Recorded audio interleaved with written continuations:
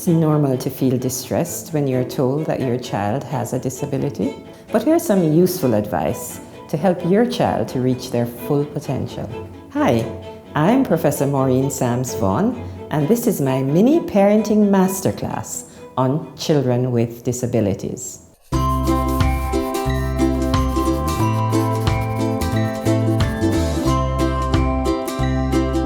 Every child with a disability has strengths. These may be in doing artwork, in their personality, or in their motor skills. Every child has a strength. It's more important for us to focus on what children can do, their abilities, rather than their disability. We can use children's abilities to assist the areas that they have most challenges with.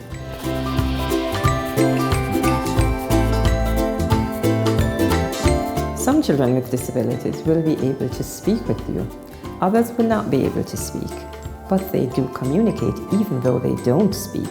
For example, when a newborn baby comes into a family, that baby communicates without speaking.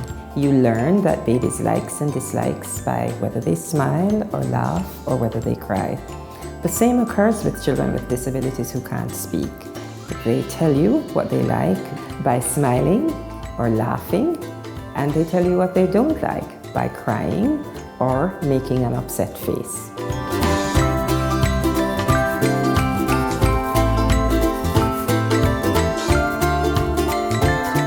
Children are stimulated by everything in their environment, by the sounds, and by the interactions, by your smile. So if your child with a disability is around you, you should make sure that you spend time talking with them, explaining in simple language what it is you're doing, smiling with them, telling them all about their environment, making noises around them so they can respond to noises. Everything that you do as you're moving about the house, as you're doing your housework, involve and include your child in it. Move your child into the room in which you are working. Tell them what you're doing. You're washing the dishes, you're dipping the dishes in the water. Tell them exactly what you're doing. All of that will stimulate them.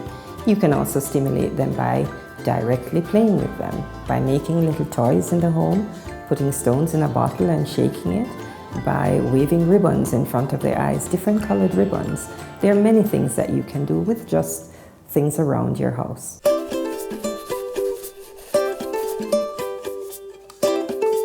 Breastfeeding is really important for all children, but is especially important for children with disabilities. Breastfeeding is really important for children's growth, children's nutrition, and children's brain development.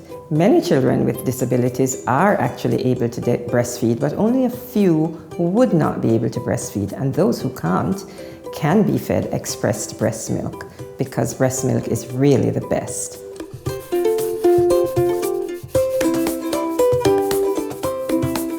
The early years of every child, whether they have a disability or not, are critical because when we stimulate the brain during these early years, we're ensuring that the brain develops to its full potential.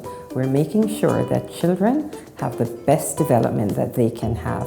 And this happens for children with disabilities and children without disabilities.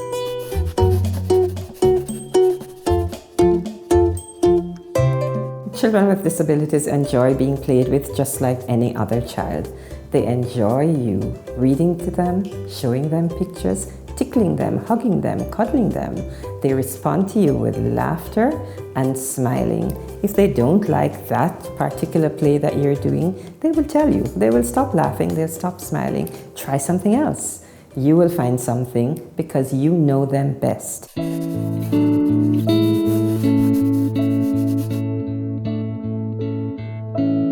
If you don't have a lot of time to play with your child, there may be other family members in your home who will be able to play with your child with a disability.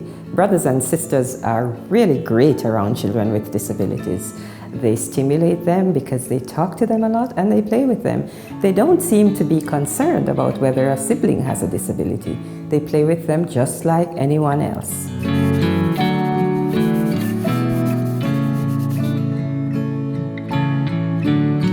If you have a concern that your child has a disability, go to your nearest health provider and let them know your concerns. Some concerns may turn out not to be a problem at all, but some may, and your child may be identified as having a disability.